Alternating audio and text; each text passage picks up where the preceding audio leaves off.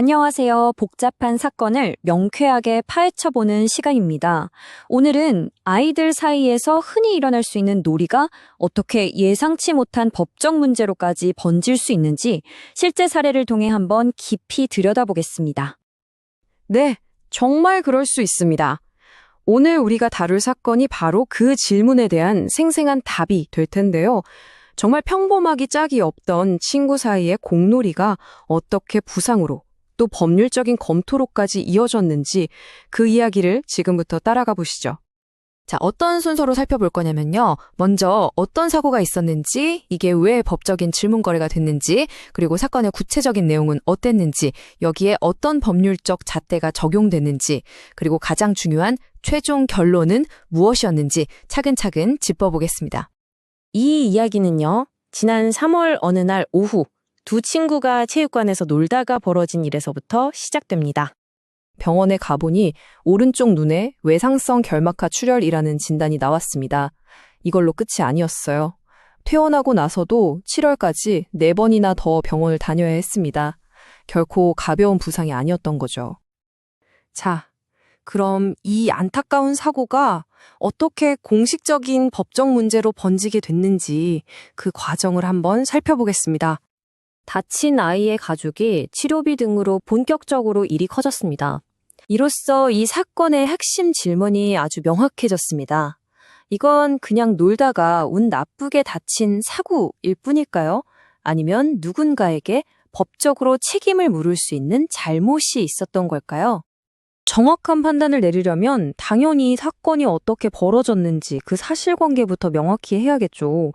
자, 여기서 아주 흥미로우면서도 중요한 포인트가 하나 나옵니다. 바로 두 아이의 나이 차이예요. 공을 던진 아이는 9살, 초등학교 3학년이었고요.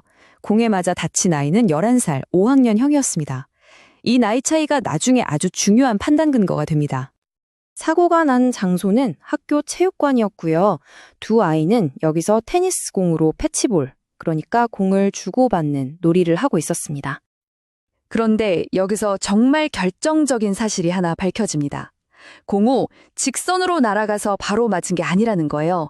던진 공이 먼저 체육관 벽에 한번 쿵 하고 맞고 튕겨나와서 아이 눈에 맞았다는 겁니다. 이게 아주 중요한 지점입니다. 자, 이제 사건의 그림은 다 그려졌습니다. 그럼 법무법인은 어떤 법적인 잣대를 가지고 이 사건을 들여다보기 시작했을까요? 이 사건의 법적인 핵심 키워드는 바로 과실입니다. 근데 한번 생각해 보세요. 아이들이 한상 신나게 노는 상황에서 이 과실이라는 걸 대체 어떻게 정의하고 판단할 수 있을까요? 법에서 말하는 과실은요, 주의 의무라는 걸 다 했느냐 아니냐로 결정됩니다. 주의 의무? 말이 좀 어렵죠. 쉽게 말해서 내 행동 때문에 다른 사람이 다칠 수도 있으니까 조심해야 한다는 우리 모두가 가진 기본적인 책임 같은 거예요.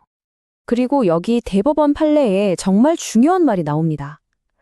이 주의 의무라는 게 무슨 수학 공식처럼 딱 정해진 게 아니라는 거예요.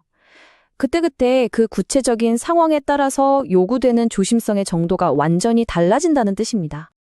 그러니까 법은 아이들이 운동장에서 놀 때 어느 정도의 위험은 당연히 따르는 거라고 봅니다. 그래서 웬만한 일에는 개입하지 않죠. 하지만 만약 어떤 아이의 행동이 보통 그 나이 때 아이들의 놀이라고 보기엔 너무 심하거나 위험할 때, 그럴 땐 얘기가 달라지는 겁니다. 아이들의 나이나 실력 같은 구체적인 상황을 전부 따져보는 이유가 바로 여기에 있는 거죠. 자, 그럼 법무법인은 이 원칙들을 가지고 테니스 공 사건을 어떻게 결론 내렸을까요? 한번 보시죠. 법무법인은 아주 논리적으로 하나씩 따져봤습니다. 첫째, 캐치볼은 원래 공에 맞을 위험이 있는 놀이죠. 둘째, 공 던진 아이가 9살입니다. 9살 아이한테 어른처럼 정확하게 던지라고 기대할 수는 없잖아요. 셋째, 공 던진 행동이 일부러 다치게 하려 했거나 유별나게 위험한 행동도 아니었습니다. 이 모든 걸 종합해보면 결론이 나오죠. 네, 법무법인의 최종 결론은 법적 책임 없음이었습니다. 공을 던진 아이에게 법적인 과실, 즉 주의 의무를 위반한 잘못이 있다고 보기 어렵다는 겁니다. 따라서 아이나 그 부모에게 법적인 책임을 물을 수 없다는 거죠. 이건 아이가 다치지 않았다는 뜻이 절대 아닙니다. 안타까운 부상을 당한 건 명백한 사실이지만 법적으로 따져봤을 때 이건 누구의 잘못이 아니라 그냥 불운한 사고로 판단된 겁니다. 그래서 보험금도 지급할 의무가 없게 된 것이죠. 결국 이 사건은 법이 단순히 결과만 보고 판단하는 게 아니라 그 상황과 나이 같은 구체적인 맥락을 얼마나 중요하게 생각하는지를 아주 잘 보여줍니다. 만약 놀이터에서 일어나는 모든 사고에 법적 책임을 묻는다면 아이들이 과연 마음껏 뛰어놀 수 있을까요? 이 사건은 우리 모두에게 의미 있는 질문을 던집니다. 우리 아이들의 즐거운 놀이와 법적인 책임, 그 경계선은 과연 어디에 있는 걸까요?